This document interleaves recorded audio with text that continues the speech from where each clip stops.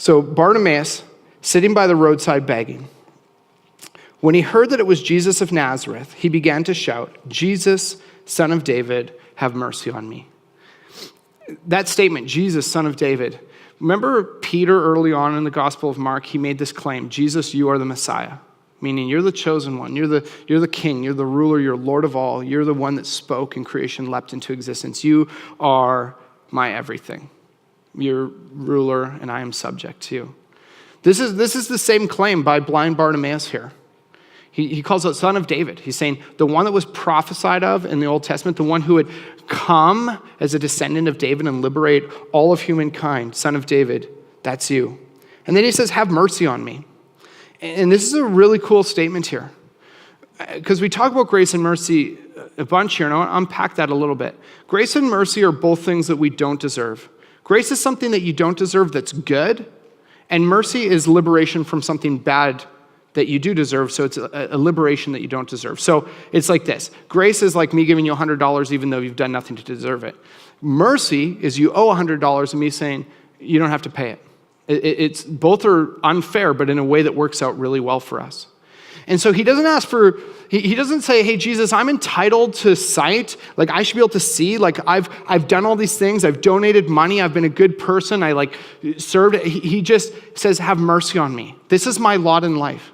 Probably a good chance he believes that as a result of sin in his life or his family's life, that he deserves blindness, and that's why his blindness came. We know that's not true, but he doesn't say, I don't deserve this, I'm entitled to more, but he reaches out to Jesus and says, just have mercy, please.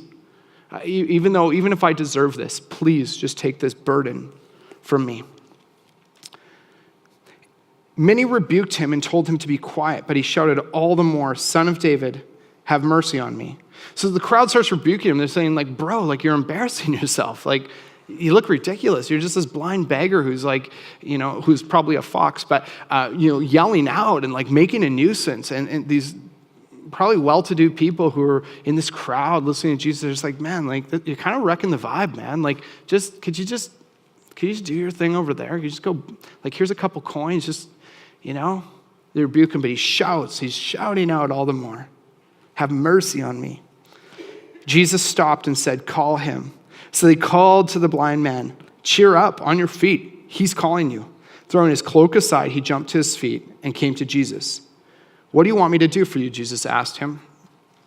Again, that question, it's so interesting, as if Jesus doesn't know, especially in this case. I mean, pretty sure it's pretty obvious. He heals people. There's a blind guy. Probably pretty obvious that that's what he's looking for.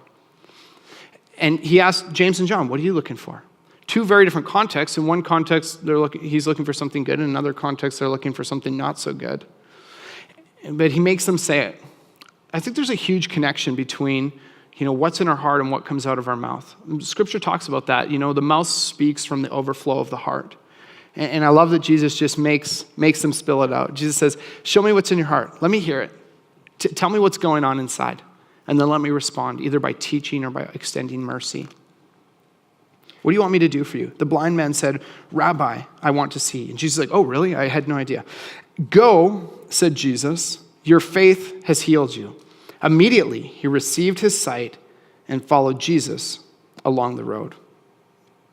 Jesus extends mercy as Bartimaeus calls out and asks for it. He shows him what's in his heart.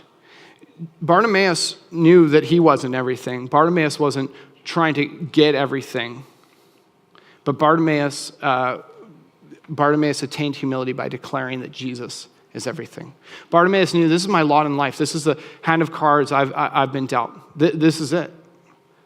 And he came face to face with that reality, but just reached out to Jesus and said, Jesus, it's not about me. It's not about what I can do. It's not about what I can get.